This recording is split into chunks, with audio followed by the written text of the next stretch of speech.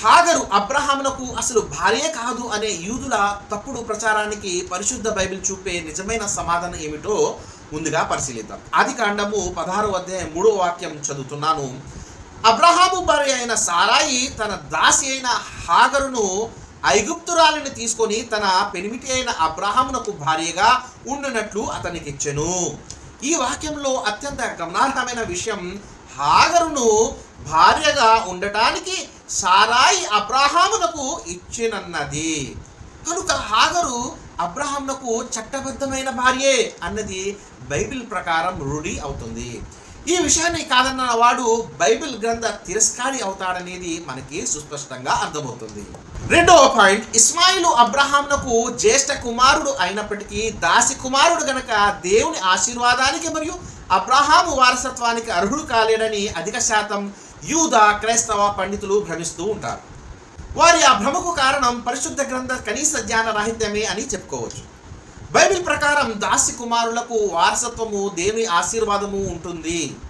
యాకోబు మొదటి భార్య లేయా దాసి అయిన జిల్ఫా వలన 2 సంతానం జన్మిస్తారు.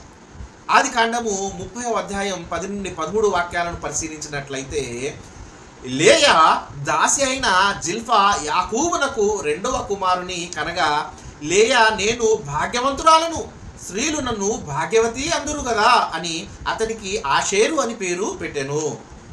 యాకోబు 2వ భార్య రాహేలు దాసి అయిన బిల్హా వలన 2 సంతానం జన్మించారు. ఆదికాండము 30వ అధ్యాయం 3 నుండి 7 వాక్యాల వరకు పరిశీలించినట్లయితే, రాహేలు దాసి అయిన బిల్హా తిరిగి గర్భవతి అయి యాకోబునకు 2వ కుమారుని కనెను. అప్పుడు రాహేలు దేవుని కృప విషయమే నా అక్కతో పోరాడి గెలిచితిని అనుకుని అతనికి నఫ్తాలి అని పేరు పెట్టెను. ఈ విధంగా యాకోబు 2 దాసీల ద్వారా పుట్టిన 4 కుమారులు 2 భార్యల వలన కలిగిన 8 మంది కుమారులతో సమాన హోదాను, దేవుని ఆశీర్వాదాలను వారసత్వంగా పొందారు. దీనిని బట్టి ఇశ్రాయేలు 12 గోత్రాలలో 4 గోత్రాలు దాసి సంతానమే అని తేటతెల్లం అవుతుంది. యాకోబు 2 భార్యలు దాసులని, వారికి కలిగిన వారు దాసి సంతానం అన్నది గమనించకుండా కేవలం ఇష్మాయిలు మాత్రమే దాసి సంతానం అని కించపరచడం హాస్యాస్పదం, అజ్ఞానం.